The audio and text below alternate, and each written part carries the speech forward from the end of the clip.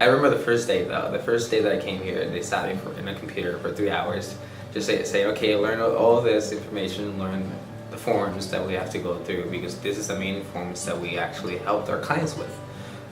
So they sat me for 3 hours. It was, I'm gonna be honest, it was a little bit not what I expected. But actually now that I actually went through that, I'm able to help more. First of all, I'm a social work major, so it was through my professor how we find out. We hadn't have to interview people whose primarily language was another language than English. So we have to interview them just to see a different perspective of how they see things, because you know everything is different once you don't speak the language in the United States. So we had to do that, and we had to come here. It was pretty much like an assignment in the beginning, but I actually loved it so much. I'm not kidding. I'm not being sarcastic. I just love how many opportunities you guys give to people.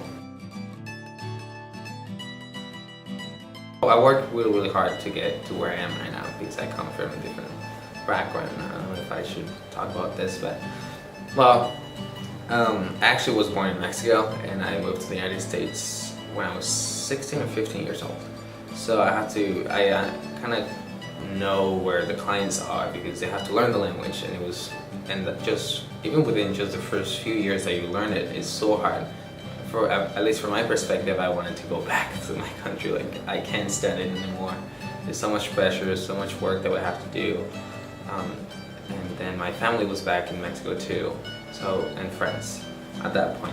So I wanted to just give up, and that's one of the things a lot of people do, and I didn't at that point. And it was because there was a lot of support like we have here.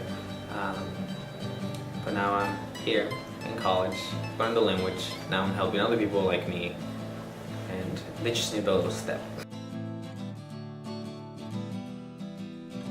Mary was one of the, I just see her as a hero to me, because she knows so much stuff, and she tries her best to help everyone.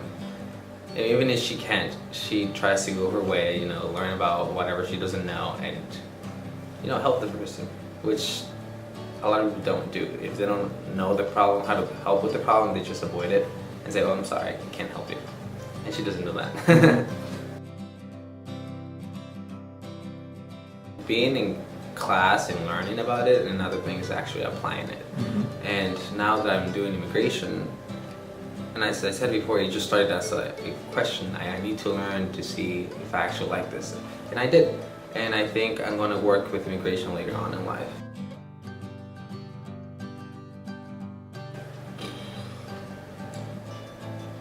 One of the words that I always use for anything that has to do with, well, I guess people's perspective is hope. It's hopeful. It gives you hope. It gives clients a hope, a second chance. I'm a believer of second chances. I know we all make mistakes. We're humans. We make mistakes, and sometimes we are born with, we don't have the privilege to either have an education or just something drastic, something really drastic, happening in our lives that we can't really control.